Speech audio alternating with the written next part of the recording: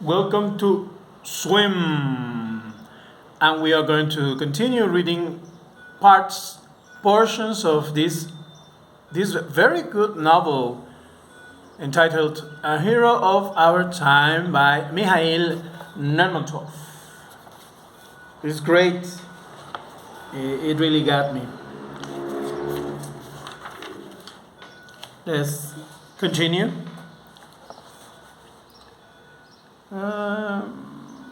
¿Dónde me quedé? Where was so?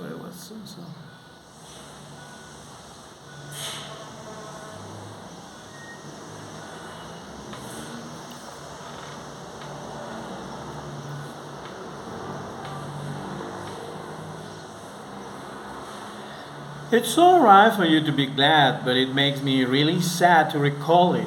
She was a nice little girl, that Bella. Eventually, I got so used to her. She might have been my daughter, and she was fond of me too. I should tell you that I don't have a family.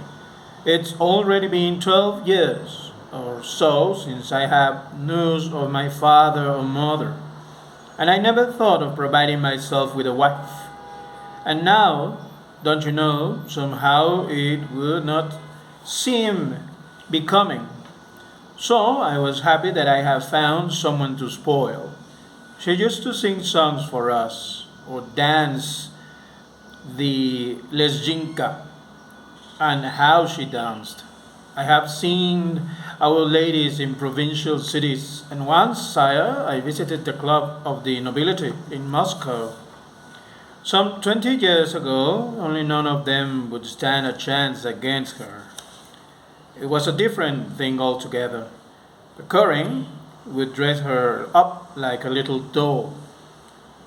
He would pamper her and dote on her, and her beauty improved marvelously under our care.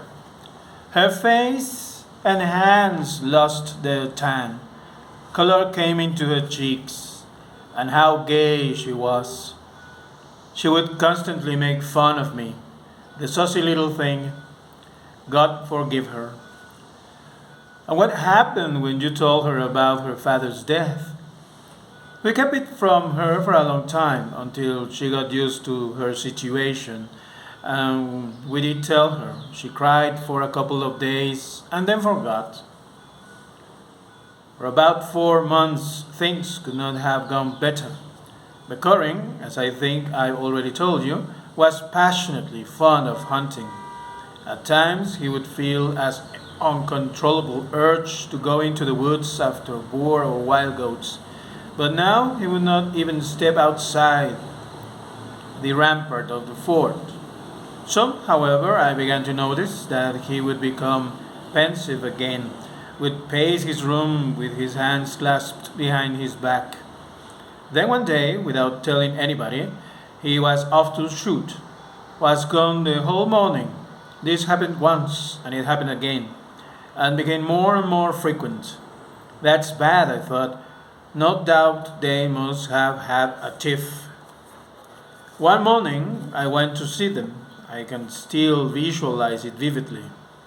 Bella was sitting on the bed in a black silk beshmet, and the little thing looked so pale and sad that I was frightened.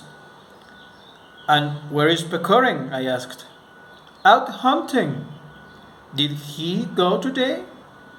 She was silent, as though she found it difficult to articulate. No, he's been away since yesterday, she said at last, with a heavy sigh. I hope nothing happened to him. Yesterday I thought and thought all day, she answered through her tears. I imagined various accidents. It would now seem to me that he had been wounded by a wild boar, and now what a Chechen had carried him up the mountains. And today I'm beginning to think that he does not love me. Really, my dear, you couldn't have thought of anything worse. She started to cry, then proudly lifted her head, wiped her tears, and went on. If he does not love me, who prevents him from sending me home. I don't force him. But if things go on like this, I will go away myself. I'm not his slave. I am the daughter of a prince. I began to reason with her. Listen, Bella, after all, he can't be expected to stay here, as if sewn to your skirt. He is a young man. He likes to chase game. He'll roam for a while and then come back. But if you are going to mope, you'll bore him all the sooner. You're right, she answered. I'll be gay. And with a peal of laughter, she seized her tambourine and began to sing, dance, and skip around me. But this too did not last. She fell on the bed again and covered her face with her hands. What was I to do with her? After all, do you know, I've never had occasion to deal with women. I thought and thought how I could comfort her, and could not think of anything. For some time we both remained silent, a most unpleasant predicament, sire. Finally I said to her, how about a stroll on the rampart? The weather is fine. This was in September, and indeed the day was wonderful, bright and not hot. You could see all the mountains as if served on a plate. We went and walked back and forth on the rampart in silence. Finally she sat down on the turf, and I sat down beside her. Really, it makes me laugh to think about it. I kept running after her as if I were some kind of nurse. Our fort stood on high ground, and the view from the rampart was beautiful. On one side, an extensive meadow, furrowed by several ravines, ended in a forest which stretched all the way up to the mountain ridge.